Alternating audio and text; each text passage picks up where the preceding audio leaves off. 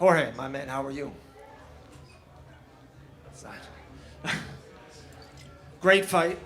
Thought it was phenomenal. Solomon thought he thought it was a very close fight. How do you think the judges scored? Did you think it was far off? I definitely know the judges were influenced by the crowd because a lot of those shots were landing in the corner. I was just getting my timing, throw 3-4 shots, it wouldn't land, and then I'd throw a good power shot. I'd see that I'd hurt him, I'd back him up, or he'd start goofing around. Hurt him to the body numerous times, and I think 1 or 2 of the judges only gave me 2 rounds. It's just no way, you know. I definitely were looking at the fight right now in the locker room. The more meaningful shots, and a lot more of the meaningful shots were landed by me. So I just feel that it didn't go my way, but whatever, man. We're 1-1. We could run it back in somewhere like Vegas, make it a neutral place, and let's fucking throw down, you know. Last thing for me, Dean Toole said it, posted it earlier, 15 months in the making. How crazy was it, this 15 months run with you and Diaz, this rematch boxing? Can you wrap it up shortly in 15 months and finally happening tonight? A lot of ups and downs. The fight got moved numerous times. You know, the camp was long. Thank God there was like no serious injuries. You know, towards the end, I got it. I had a couple injuries I had to battle through, but thank goodness I was able to make it here. All praise be to Jesus because I got this done, win or lose. It was a great experience. I learned a lot about the trade of boxing, the craft of boxing. Learned a lot about myself as well, and I got a lot of miles left in the tank, so I don't know who's going to be the next opponent, but we're going to be looking for somebody. Hey, Jorge. Sure. Carlo Prusa, MMA. Over here. Oh, yeah. Here. Oh, man. What was it like going into this one as a fighter and as well as a promoter? What was it like balancing both? A little tough, tougher than in the UFC where we just get handed one role, which is just fight, get in shape, so this was a little different. But fun, man. I'm a businessman and I loved it. This is I wouldn't do it any other way, you know. This was amazing, you know. We're determining how many pay-per-views we get to sell, all that shit. So I definitely love it, you know. It's more hands-on. Now, last question for me going forward. What's in the works maybe for your bare knuckle promotion? Do you expect some big shows coming up? Yeah, we definitely got a show. We're gonna announce it pretty soon. We're gonna throw one down towards the mid to the end of September. We got some bangers, a title fight on the card, so it's gonna be a great one. Jorge, so this is now 1-1, but you have so many different options, right? You have mixed martial arts, you have boxing, possibly something else. Do you know how you would want to do the rubber match with Nate Diaz? Where would you like to have it?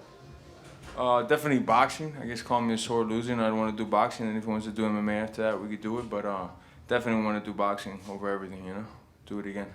You said you had a chance to kind of overlook the fight a little bit in the back. Was there anything that you saw in the footage that you kind of wasn't aware of during the fight? Because you said the crowd affected a lot of possibly the judges. Is there anything you saw in the fight or in the footage?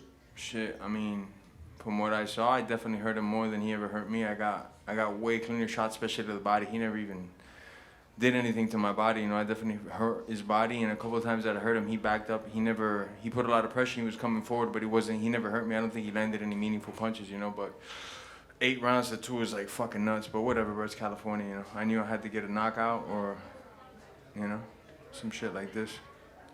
George Gross with the Orange County Register. 5 years ago in this building, Nate called you out. This felt like it could have been a full circle moment for you guys. Talk about seizing the moment in combat sports and how important that is for a fighter's career. And do you feel like you really did that with this promotion in this moment?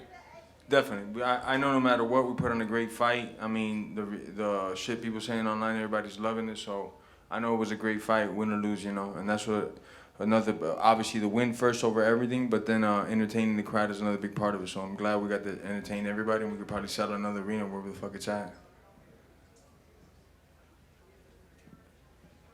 All right, after a long build-up to this fight and this beef that's gone on for quite some time now, a lot of the promotional obligations, are you relieved that it's over now? Yeah, in a sense, yeah, because I love to compete, you know, and now I just got to look for the next one. I'm a dog. I'm a field dog. I don't like being in no cage and no kettle, so I'm just going to get right back to work, find the next opponent, get my ass in shape, and let's go. So I know you know, some things could be in the works, but what direction do you want to go? I mean, right now, shit, I couldn't tell you, you know. I'm going to sit down with my coaches, sit down with Solomon from Fan Meal and figure it out, you know. See, Nate wants to run it back or whoever the fuck it is. I'm going to just get in shape and try to take the head off. And how many fights do you have left contractually with the UFC? With the UFC, I got a couple more. With Fan Meal, I got 2. So I'm definitely going to do those 2 boxing matches. Thank you. Jorge, when you retired from MMA, you said you weren't seeing them like you felt comfortable. Yeah. But You went through a whole training camp and now a whole fight. How did you feel out there? Do you still have that? No, I felt That great. down? I felt great. You know, it's just boxing now, so you're not worried about takedowns, kicks, elbows, and knees. So it's a little easier to see the hands coming. I'm not trying to take anything away from boxing. MMA is a little different. You got more weapons coming at you. But as far as tonight goes, I felt I was all right. I wasn't overwhelmed or nothing. It was a good night. Is there another name, if Nate's not available to you, that you'd like to box against? Shit, right now we just hit the drawing board, see who comes up, take his ass out. Last question right here. Jorge, just one for me. I was watching the lead up to this fight and the videos that were released, and you said when you stopped training, you were kind of at the lowest point, you know, mentally, going through some things in life, and you went for that 2-hour run. You said you felt right at home. I know a lot of us in here are talking to Jorge Masvidal, the fighter. We look at you as a fighter, but mental health is a big thing in combat sports, and we kind of got to look out for our fighters. So I just want to know, as a man, how are you doing, brother? Definitely not where I wanted to be tonight. I wanted to get my hand raised by a knockout. I wouldn't have been happy if I would have got a decision.